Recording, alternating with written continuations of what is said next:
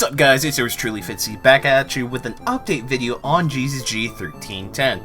Remember, he was struck down on the top of the leaderboards. He was a cheater. We're going to go over how he more than likely cheated thanks to a nice comment on my YouTube channel, but I was thinking that that was the case anyway. But for those, again, that aren't caught extremely in the loop, aren't getting the top information about this situation, apparently he posted in a Facebook post, or excuse me, Instagram post, that says, "Don't worry, in 30 days I'm going to be your worst nightmare again, inbox if you want the trick." So all Niantic did was give this guy a 30-day ban. They didn't even perma-ban him. That's absolutely insane to me. Let me know what you think in the comment section down below. Do you think he needs to be permanently banned? I believe so. To just go through so much trouble to find something like this to work is absolutely insane. Now, how did he do it? That's what we want to know as trainers. Well, and sorry if I pronounce this wrong, we'll just go with the last name. Oriana says, "Hey man, I heard how the exploit worked, and it was that you enter Go Battle Leagues on 2 different phones, but with the same account." Now remember, there was kind of an exploit back in the day where this worked. It was how you could power up Pokemon faster, at a much faster rate. You would sign in simply to 2 different phones, and then you would power up the same Pokemon at the same time using the same account. It was one way to really power up Pokemon really quickly, because back in the day, remember, it was extremely tedious to power up a Pokemon to max. So this isn't something that's new. So, he says, you'll get paired with the same opponent, and when you activate your charge move on one phone, you keep tapping on the other phone, leading you to get energy and attack through their shields. You can use that with any Pokemon. This guy just favored, you know, Melmetal. We saw it with Leafeon.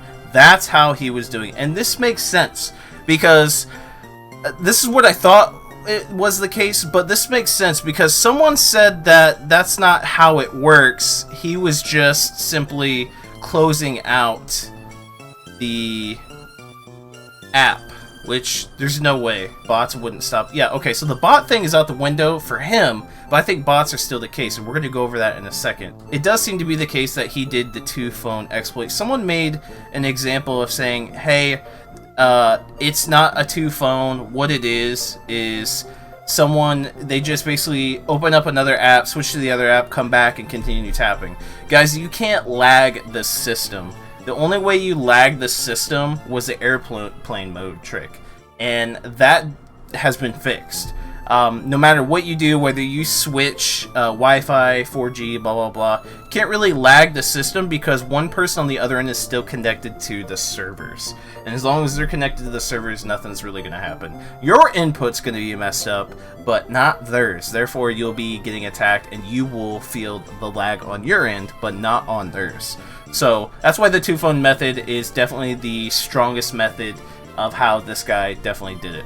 Now, a lot of people are saying not bots in this case, but hear me out. I just want to clarify this, and this is extremely important information, guys, from Mike in. So he's with me on bots.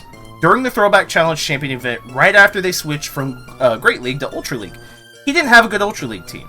So when he had to complete the 15, Go Battle League task, half the time he had his Pokemon just stand there so he could get beat and, do this as quickly as possible. Yet there were a handful of battles, not every battle, but a handful, where the opposing Pokemon also just stood there and did not move until he initiated the battle. Even after initiating the battle, if he stopped, the opposing Pokemon would stop fighting too, showing him that the battle revolved around him acting out first and not the opposing player's intention to win. Which had me thinking that at the time there were probably bots present as filler matches if you can't find an opponent around your MMR ranking. At least in the immediate, at that time. Maybe not very many people are battling around your MMR ranking at that time that you're trying to get those battles done. Also, during that, my rating fell abysmally low. Even though I was still rank 8, my rating fell to high 1500s. People, that's incredibly low. If you haven't seen my last video, I was talking about it's got to be impossible to have a bunch of trainers battling at any given time of the day, any given minute, within any given MMR range, again, at any given time. There's no way.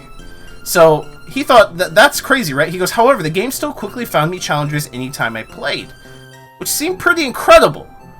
Because he's grateful to play, but are there really other people whose rating fell that low in rank 8? I agree. I guess it's possible, but it is curious. So there's just an update on bots. Let me know also what you guys think in the comment section down below about bots. It's about 70-30. About 70% of you guys think bots are in the game, and for good reason. It's not a bad thing per se, but for good reason why Niantic has put them in there. Also wanted to give you guys an update on GZG, how he ended up cheating, what Niantic is currently trying to fix. So make sure you smash that like button, subscribe if you have done so already for more videos like this, more information and news, guides, tips, you name it, for all things Pokemon Go. That's it, the way Fitz, I'm signing off. See you guys in the next Pokemon Go video.